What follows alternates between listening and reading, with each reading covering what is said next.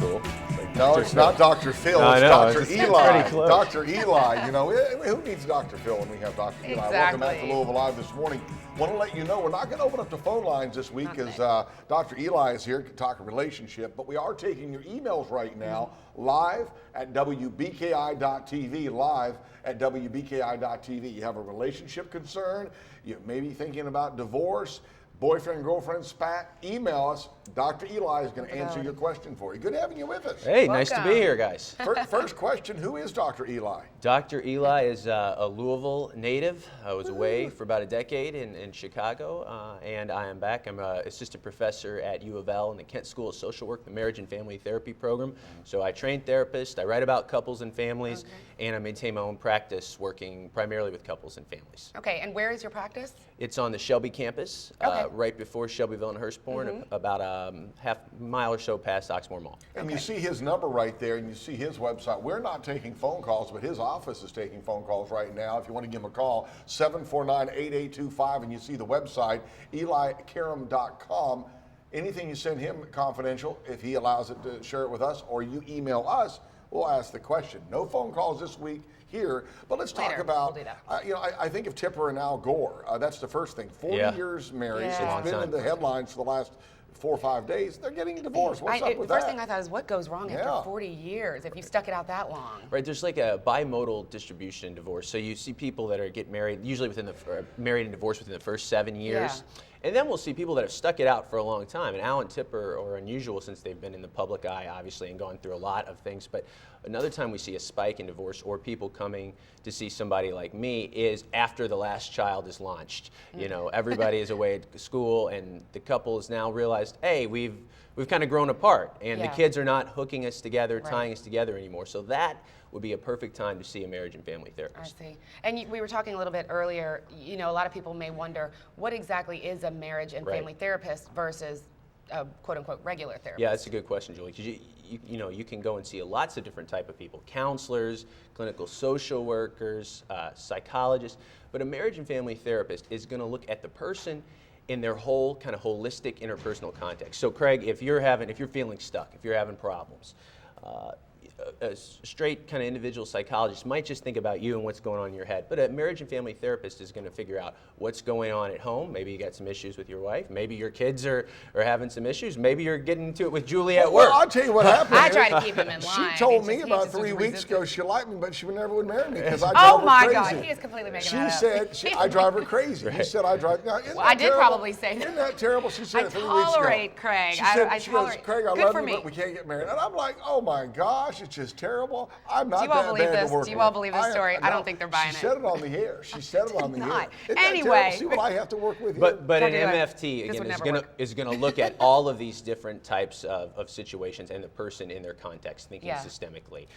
But you said something a minute ago that caught my attention about Tipper and Al. They've grown apart. They were married for a lot of years. And well, how do you just grow apart after a child or after so many years? Can't you nip it at the bud early?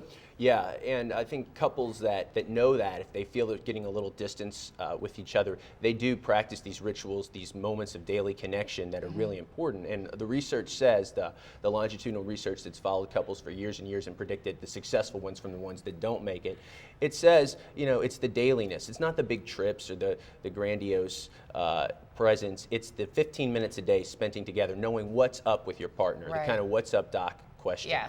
And when you're connected to your partner in that way, you don't have these periods of not knowing them. So it's about being curious about who you were and who you are. Is that talking? Is that little notes, little emails? Is it? Or whatever works for that couple, whatever probably. works. Yeah, priming the pump for connection. A little text during the day, a voicemail, prioritizing time. Couples are very good, especially parents. He hit a nerve, Yeah, they're very good at prioritizing things around their kids. We got this game to go to, Yes. this practice, but they don't do as well prioritizing protected time, the time for each other. So lots of times, the couples just need kind of someone like me saying, hey, you have to focus on your relationship. Because if you do that while your kids are still here, when they leave for school, you'll still have a relationship. You'll still be connected. Let's get some information up on the screen about Dr. Eli, because we see his number, we see his website. You can call that at any time. We're also taking your emails. But a little bit about Dr. Eli. Dr. Eli Karam, we should say, but he's known as Dr. Eli. Eli. Marriage and family therapy, different than other mental health disciplines. You spoke about that. You also deal not only with husband and wife or boyfriend, girlfriend, but children. That's important because they come into play. Sure they do. And lots of parents sometimes give me a call and they say, fix my kid. And I say, again, it doesn't work that way because you're part of the reason your kid is like they are. So having access, again, to the whole family system. So if I'm working with a teenager, a child, or adolescent, I'm also going to work with the parents. I'm laughing because as he's talking, I'm just already in my head, just this list of questions, and I can't hog all this time. We're going to have to let the viewers, they're going to have phone calls down the line and emails.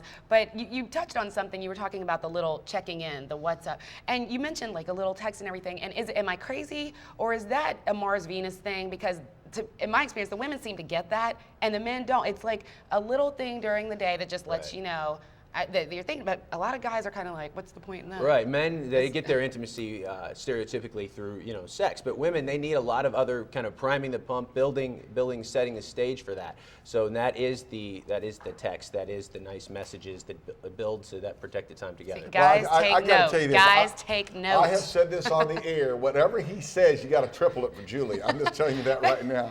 We're going to let him decide that. He will. He'll get to know Mark my us. words, he will. Craig thinks I'm difficult. Love I'm Julie, not, I not don't have too maintenance. much. So and she admits it. You've I've not admitted said it on anything the like that. air before. No. You need a little extra No, pampering. I don't. A lot of women out there, it sounds a little cliche, but not just women, a lot of people say, I'm not going to settle. There are certain things that you expect, and you should wait for that. That's right. You should have your standards, and you should make those expectations kind of clear and out there. It's the people that don't know what they want get into trouble and repeat them in relationship.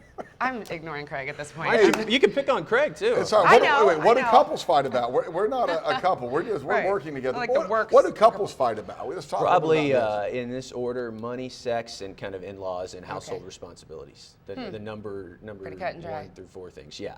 Wow. Even couples that have money still find a way to fight about it. And so your expectations and your ideals and everything like that.